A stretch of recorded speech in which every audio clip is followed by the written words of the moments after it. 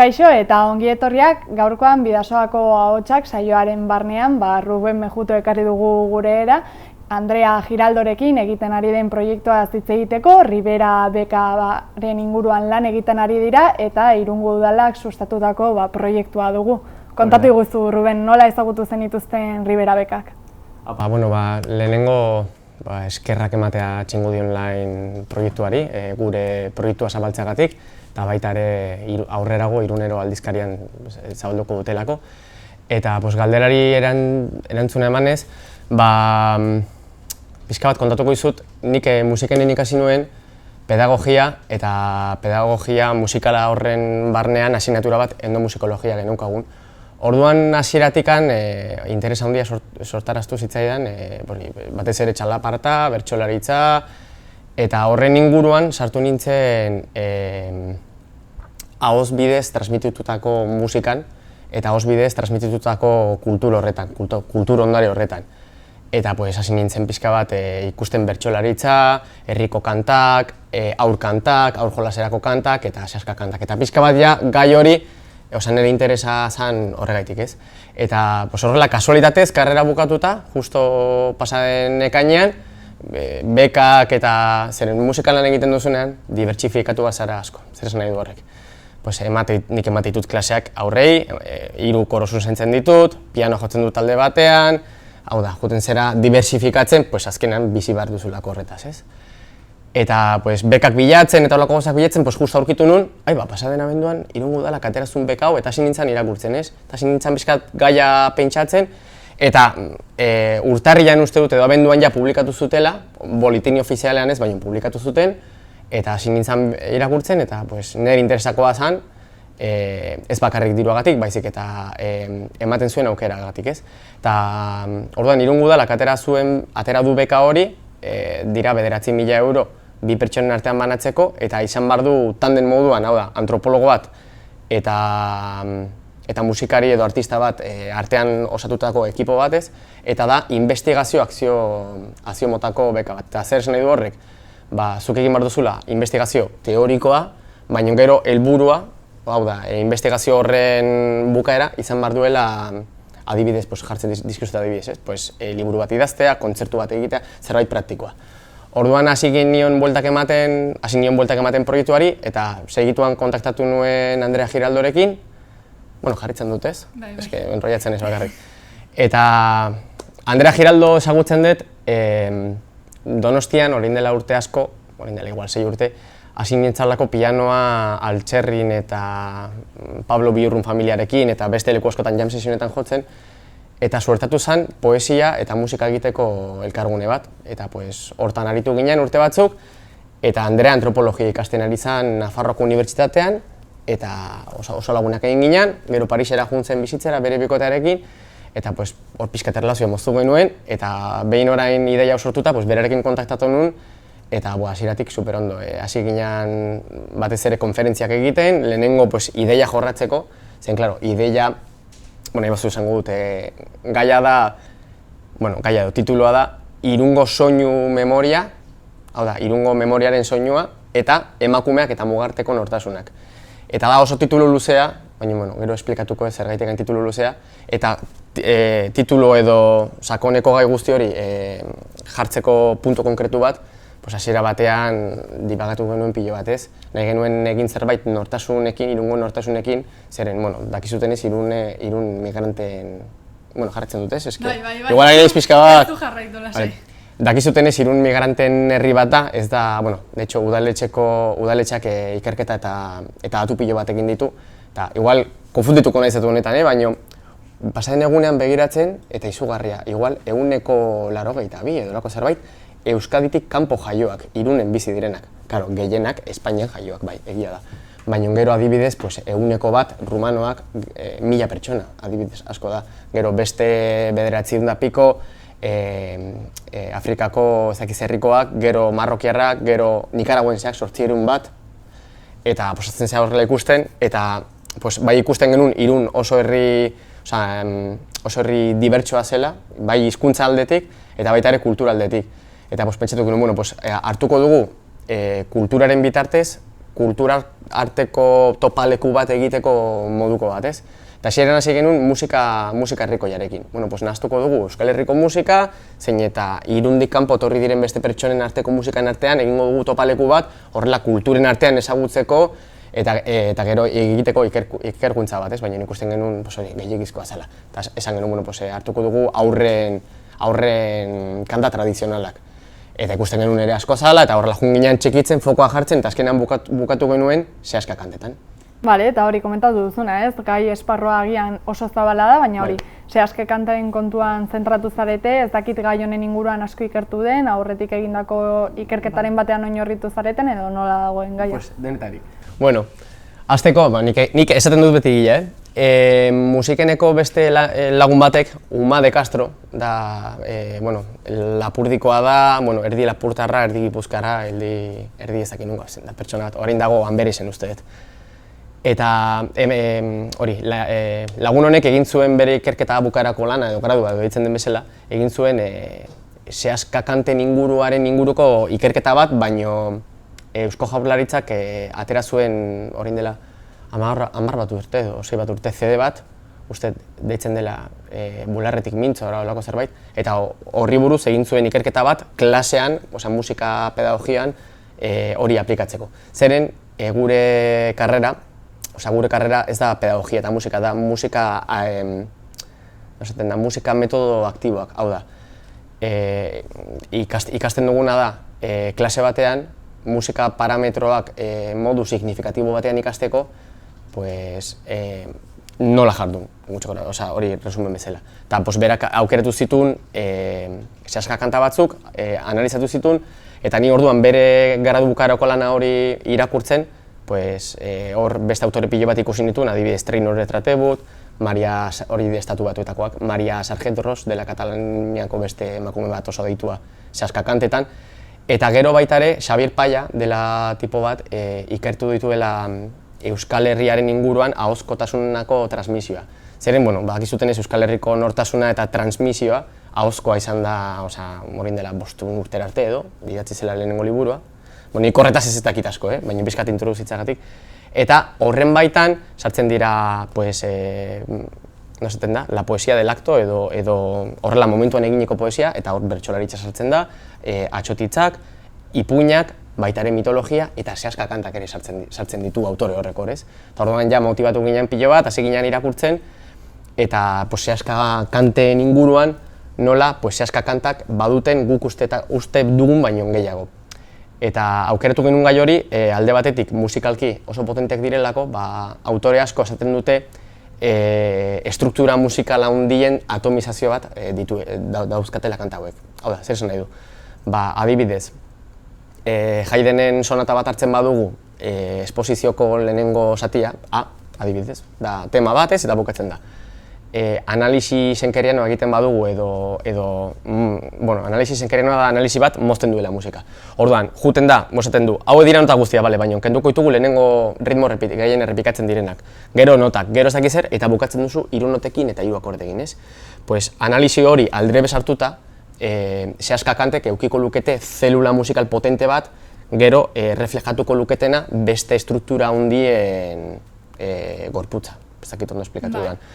Hori musikaldetik, eta gero sozialki, ahozkotasunaren eta mezu hegemonikoen transmisorak direlako, askotan mezu hegemonikoak ez dira oso onak, baina gure kulturaren adierazleak direlako, eta batez ere emakumeak direlako ahozkotasun horren adierazle nagusiak. Hau da, emakumeak direlako batez ere orain arte, eta gaur egun esango nuke oraindik ere, aurrekin jarraitzen dutenak haurzaintza horietan, ez? Eta beraiek transmititzen dute. Bale, eta momentu honetan proiektua zein fasetan aurkitzen da? Nola zoazte ikerketarekin, ero nola zabiltzat? Indekan ez dugu ezer kobratu, baina lehenengo fasea ixtear gaude, zeren berez, proiektuak 3 fase ditu, lehenengo fasea, azkar esan da, izango litzateke pixka bat gehiago irakurri, egin duguna, baina indikan gehiago ez, eta kontaktua egin agente sozialekin, zeren pixka bat ikerketaren helburu bat, edo baita basetan jartzen duelako, da ikerketaren sozializazioa. de posición continua en la sociedad, loako zerbait ditzen dutena. Eta zer esan nahi du, pues, ikertzen duzula zerbait, gero gizartean inpaktu bat egiteko eta gizartea berea egiteko ikerkuek eta hori ez.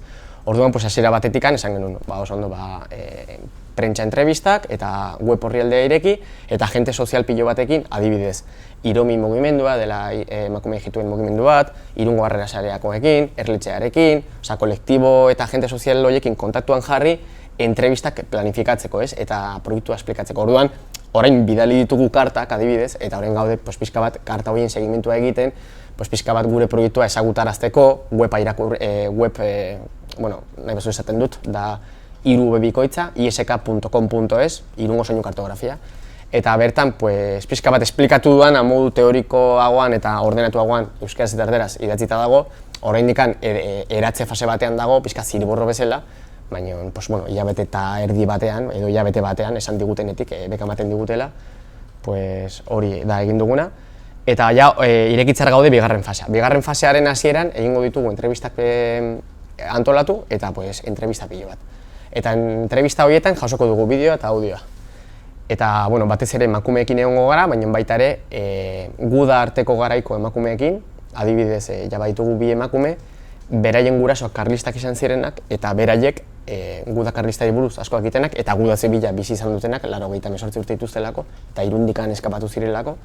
Eta beraiekin egongo gara, baina batez ere dugu zentratu orain Irunen kantatzen dena, ez? Hori pixka bat jaso. Eta entrevista horretan audioarekin egingo genituzke partiturak alde batetik eta partitura horiek analizatu, baina analizatu teknika moderno batekin edo base parametro batekin. Eta parametro horiek izango litzateke adibidez soinuaren altuera, zeintzu diren erabiltzen diren ritmo gehienak, ze tonalitatetan abesten dute, zenbat konpas, zenbat nota erabiltzen duten abestiak. Partitura bati atera dizkiogun datu guztiak, ez? Hori base parametro batean jarri, gero parametro bakoitzetik bilaketa batekin analizateko, hau da, zein da gehien errepikatzen den ritmoa, edo zein, hau da, ritmo hori errepikatzen bada, zein da gehien errepikatzen diren tonuak. Nila badukat, badakit zeintzuk izango diren, baina utziko dugu ez. Zeintzuk dira erabiltzen diren soinuak, porque igual ez dira soinu guztiak erabiltzen, igual bakarrik 7 nota ditugu modu naturalean, igual 5 nota erabiltzen dira pentatonian edo hori guztia. Eta gero, antropologikoki, lagun antropologa dena, ikertuko ditu fenomenologia sozialak. Hau da, ikertuko du adibidez hibridazio kulturalak dauden. Hau da, nik honetaz asko ez dakit, baina hibridazio kulturala da adibidez pertsona bat senegaldarra, baina Irunen jaio dena, bere nortasuna da, ni senegaldakoa naiz, baina euskalduna naiz ere eta Irungoa naiz.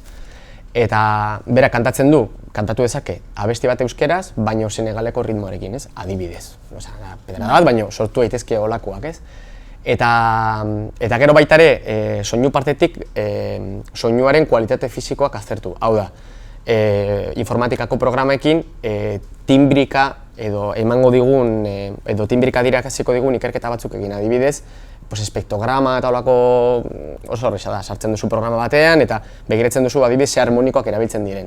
Eta horren inguruan ateratzen dituzu datu batzuk eta datu horien arteko konparaketen artean ateratzen duzu adibidez emakumeak Euskadin jaioak direnak kantatzen dutela agudoago eta erabiltzen dutelago dituzte harmoniko gehiago erabiltzen dutelako sudurra. Eta besteak dituzte harmoniko grabeago bakarrik erabiltzen dutelako nota fundamentala. Hau da, kantatzeko teknika bat oso suabia daukatelako. Hori adibidez oso horreiz ikus daiteke bertsolariekin. Zaharrak kantatzen zuten plaza guztierako eta horretarako behar duzu harmoniko pilo bat erabili opera bezala. Ezain polita baino, ez? Eta gaur egun kantatzen dugu mikrorako eta orduan ez dugu erabiltzen gorputzeko resonantzia guzti hori. Hori guztiare aztertuko dugu eta hori da dena usteet. Eta emaitza nola duzu aurkezteko asmoa? Komentatu duzu hori era praktikoago batean aurkeztu badela, nolakoa da zuen asmoa? Emaitza alde batetik izango da kartografia soinudun bateratzea, hau da, mapa bat interaktibo moduan, oraindik ez dakitze bi plataformari ditut erabiltzen probatzeko, eta bertan edukiko dugu Irungo mapa, munduko mapa Irunen, ez, Googleetik, eta halko ditugu ikusi puntitoak, eta puntito horietan aterako zaigu pertsona baten aurpegia, bere soinua, eta abesti horren, pixka bat resumen, nola zerri buruz dijuan, zertarako erabili duen, ze funtzioa eduki duen aurra lasaitzeko, aurra lo egiteko, edo kantatzen zuen emakumea desagoatzeko, edo eta hori izango da bat, alde batetik, eta gero bestaldetik sortu nahi dugu publikazio bat, iraunkorra izango dena, Andreak egingo du batez ere, eta bertan hitz egin dudan guzti hau jasoko du, modu pixka zientifiko batean, gero prensari helarazteko Irungo artxiboan eukitzeko resultado bezala, ez? Osea, bi lan horiek. Eta gero beste hirugarren lan bat, kakotxen artean baitugu, adibidez, nire bikoteak txontxongiloak egiten dituenez, ateratzen diren abestiekin eta tematikarekin txontxongilo obra bat sortu, horrekin ere hasiko gara, hori jarri dugu eta egin behar dugu, baina gero beste ide batzuk daude, adibidez, sortu diren partiturekin asko errepikatzen badira, unitate didaktiko polit batzuk egin eta Irungo musika eskolara bidali, zeren nik bertan ikasi nuen erdi maila, eta ikusi aber solfeoko irakasleek erabili dezaketen solfeoko gauzak edo hori lantzeko, ez? Eta bai gauza bat, ahaztu zaidala, oso importantea, estudio honek daukana niretzako importanteena da espazio pribatu horretan sartuko garela eta igual pedradaren bat aurkituko dugula, inork espero ez duena. Eta hori jasoko dugu eta gizartaratuko dugu, ez? Eta bai, momentu honetan globalizazioari den dena jaten eta ematen du denak berdinak garela, eta denak berdinak izan barko ginetekeen, eskubidetan, baina gero errealitatea ikusita ikusten dugu ez dela horrela. Pixka bat jartzen dio indarra hemengo nortasunari, baina baita ere globalizazio on bati, bazakit nola esan, nola bizi daitezken nortasun ezberdinak elkarri ulertuta eta nola bata besteetatik alimentatu ikasi dezakeen. Eta elkarrizketarekin amaitu baino lehen, beti Bidasoako Ahotsak saioaren barnean galdera berdina egiten diegu gure gonbidatuei, eta da ea zuen proiektu edo zuen lanarekin zer ikusia daukan Bidasoako hitzak. Imaginatzen dut zuen kasuan lotura hori nahiko estua izango dela, ez? Bai, azkenean Bidasoa zer ikusia daukan Bidasoa hitza. Bidasoa hitza niretzako zer ikusi gehien daukana da ibaia, adibidez. Zeren beti ibai batean, ibai bat sakamanatzen duenean herri bat, beti gertatzen dira gauz bitxiak, liburutan irakurretako gauzak eta horrela. Adibidez, ze gauz gertatzen dira ibaia daukaten herrietan eta ze gauz ez, adibidez, datxorak ere bat, baina adibidez, arrantza, eta ibaia hori komunikatzen badu itsasoarekin. Zeren baita ere pentsatu behar dugu Irungo muga zerga noiz jarri zen. Zeren gudakarristak baino lehenago muga zerga, guzti hau esaten dut, irakurri dut, baina ni ez naiz historialaria, baina dakidanez, muga zerga Irunen jarri zen karristadaldiak bukatuta, hau da 1876 garren urtean. Hori baino lehenago, uste dut, Ebroren beste aldean zegoela, hau da, noiz ezarri da muga bat, Euskal Herrian edo Irunen, esateko, oneraino frantsesak dira eta oneraino espainola dira, ez? Eta, refleksio hori igual ez dauka zer ikusirik ibaiarekin, baina ibaiak nola ahalbidetzen du adibidez arrantzetaz bizitzea, arropa garbitzea, ura izateko iturri bat oso gertu, eta baita ere erromantarrak hemen egin zuten beraien oilaso, ez? Beraien nola esaten da, beraien asentamentua, ez? Eta Bidasoarekin ze gehiago dauka, hori, azkenean Bidasoa bilakatu dela nortasunen arteko topaleku bat, beste Europako, Kataluniako edo beste muga bezala, eta badituzte gauza honak mugak, ez? Eta gauza txarrak, baita ere, igual gaizkiago esatea baino, muga dauden tokian beti delinkuentzia gehiago egoten da, ez? Adibidez, droga trafiko gehiago, ikusi behar duzu, Irungo komisaldegian noiz baita irakurri du zerbait, beti daude, Irun hain txikia izateko kriston lana daukatela, ez? Horrelako mobidetan. Eta, gero ere, baita ere gauza honpilo bat dauzka, ez? Adibidez, nik ez dut inoiz frantsesa ikasi, baina ulertzen dut nahiko ondo, Irunen bizi naizelako. Eta lan egin dut tabernetan, eta ezagutu dut, marrokiar pilo bat ezagutu dut tabernetan, gero Portugaldarreko eta Alemaniarrako txofer pilo bat, eta batzuen kontaktua baitut, eta adibidez Portugalen egon nintzen baten etxean, azkenean mugan egoteak ere baitu bere gauza hona. Eta hori, traslatzen dut egin behar dugun ikerketara, ez? Vale. Oso ondo, Ruben, hau izan da dena, Bai. eskerrik asko gurean egoteagatik eta hartutik jarraituko dugu proiektu honen Opa, bilakaera. eskerrik asko, zuei.